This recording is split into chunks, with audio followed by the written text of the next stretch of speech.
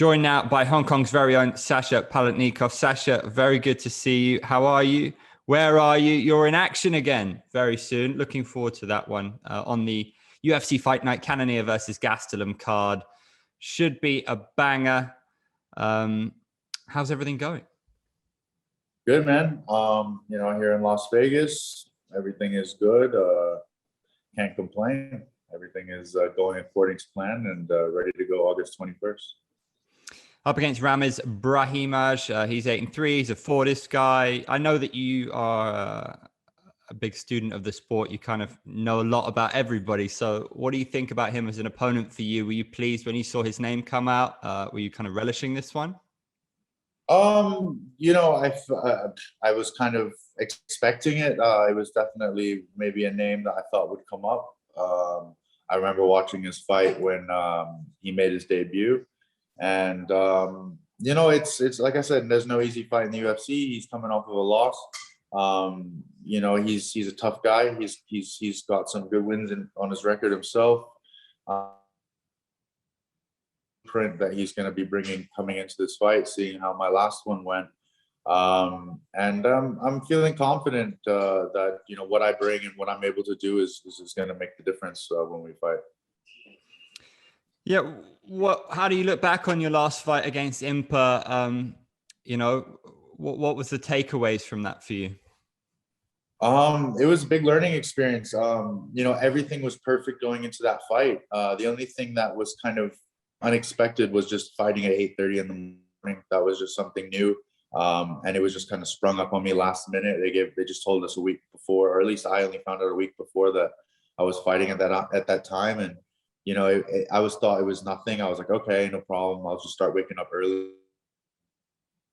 Fight day, it was just, usually I'm used to waking up at 8:30 in the morning, and then, I have my food, I take my shits, and then, I'm ready to go by 11:30 for practice, and I just kind of, once your body gets into that routine, that's what it's used to. So it just felt like I came out very laggy. Like I felt like I was lagging in that fight. I was very passive. But it was also something I assumed something else was going to happen in that fight. I thought it was going to be more of a war of strikes. I thought he was going to come out as a 185er coming down. He wanted to maybe put on a show himself, but he came out and he just kind of caused it into like a chaotic scramble of a fight, to be honest with you. Thankfully, I came out of that fight with no injury, so I just went right back into the gym and just kept training. And it was just something that I was just like, I can't make these assumptions at this level. I thought this was going to be what was going to happen, and it didn't. So I was kind of neglecting a lot of wrestling and certain situations that I should have just been sharper in for that fight. But at the same time, I had no excuses. I felt really good going into that fight, and all the credit to Impa for capitalizing on that. It was a good game plan. Kind of put me on my back foot a bit, and but my game plan was also kind of working as well. I was just trying to wear him out and then kind of take over like I did in my debut. So this time I'm not going to be as passive. I'm going to be more of I want to come out commanding a little bit more and just kind of put on the display that I know most people expect from me. And then I'm just going to kind of carry on from my debut and then just show a reel of weapons that I feel like people will like to see. And that's what I'm excited to do in August. Who have you been training with mostly for this one? Have you been down at the PI? Have you been at Syndicate? Where have you been at for this one? Yeah, I've been at both places. I'm visiting both locations daily, and lately for this camp especially, we've had an influx of very high level 170s, a lot of UFC 170 pounders. Michael Chiesa, Daniel Rodriguez, Nicholas Stoltz. Sean Strickland, of course, and Chris Curtis. These guys there's no easy round. Every single round is a hard go, and all the other guys at Syndicate that helped me and pushed me are all tough goes. Everyone there is constantly grinding and working and getting better, and that's been something that I've kind of been chasing my whole career, was just putting myself in that environment where I'm being challenged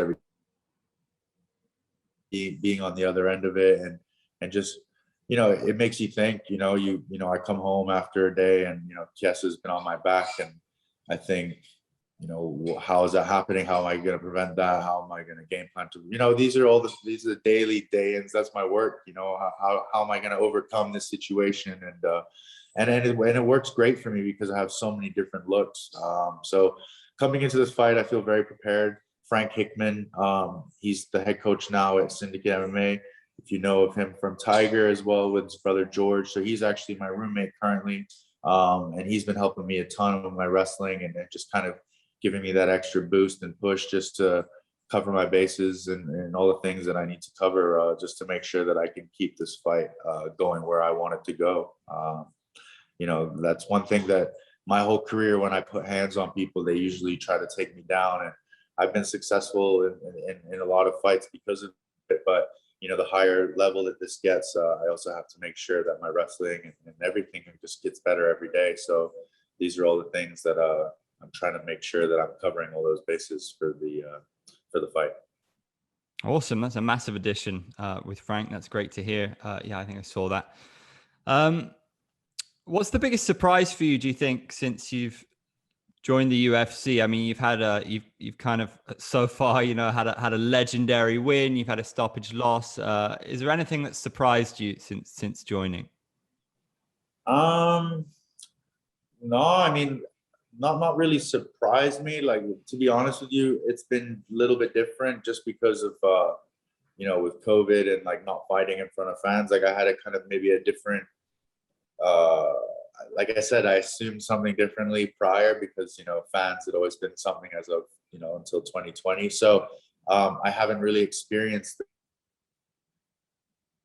people in the arena since 2019, but like that's something that I'm still excited to experience. Hopefully when I do fight in August, there'll be some form of cheering section or some form of atmosphere, because that stuff has always been something that fuels me and gives me that extra energy, and even makes you want to do things a little bit crazier or try things a little riskier just to just to excite the fans or put on a show. So I'm excited for that. But everything that I've gone through with the UFC since signing has been awesome. The UFC, the staff, everyone is so nice, and like they try everything in their power to help. So yeah, like coming from kind of I guess you could say being like a gypsy in the MMA world, just coming from Hong Kong, not really having a ton of support, and just being in this situation and having access to high level training and technology, science, food, like it's the top of the top. So it's obviously something that you're always going to be like pretty blown away by, but at the same time you wouldn't expect any less from such a big company. So it's also it's cool. It's cool that I haven't been let down. I've enjoyed every day. So, and it just motivates me even more to like the next thing is to get another contract. So going out there, putting on a big performance, because I mean this guy's also fighting for his career as well. So it's going to add even more intensity and fuel to the fire. And I feel like the best man will win on August 21st, and I'm pretty sure the UFC will be happy with the fight. As someone who got a bonus on your debut, which is not very common, how pleased were you to see it go up to 75K now? Is that thanks to Tony Ferguson? I'm not sure if it was him who was pushing for that in a press conference or if it was going to happen anyway, but does that kind of add a bit of spark to it as somebody who's kind of like an exciting fighter like yourself? A bit of added motivation there. Oh, I mean, absolutely. I mean, the bonus is like, it's kind of just cherry on the top. I mean, I know how the UFC works.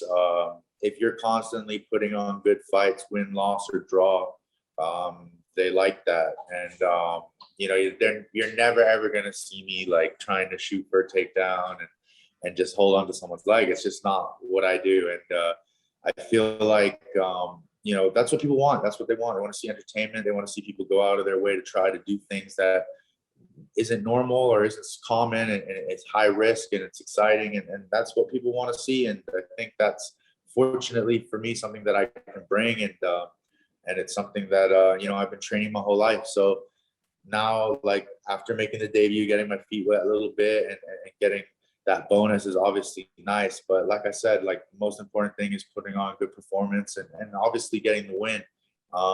Regardless if my performance is a fight of the night or performance bonus, that's cool.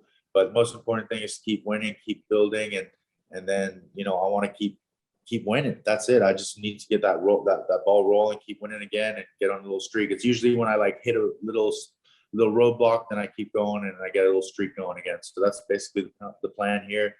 Knock off a few more wins, and the goal still remains to get a number on my name eventually. So that will be the plan. From an Asian point of view, there's a little bit of a rumor of maybe a Singapore show later in the year. Of course, we've seen the UFC coming to Macau before. Is that something that would, that you would maybe send an email over? Does that interest you? Or now that you're Vegas based, is it kind of not that important? But are you keen to fight in Asia for the UFC at some point?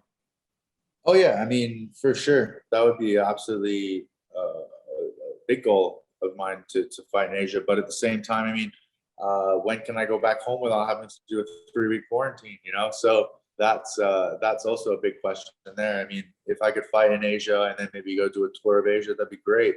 But the way things are with traveling and all that kind of stuff, I mean, I'm down for whatever, to be honest. Like, that's part of the excitement of being in the UFC, is being able to travel and see the world and do these exciting things. But at the same time, I don't want to waste time in quarantine. I think it's such a waste of time, in my opinion.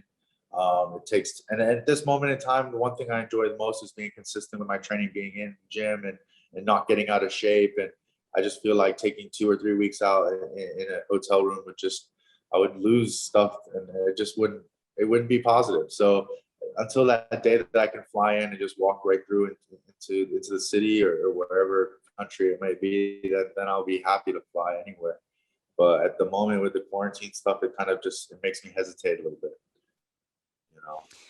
Well, as it stands, it seems like you're in the very best place in the world to be fighting, to be training. So happy for you on that note, and super excited to see you compete as ever, man. Great to talk to you, and good luck with this one.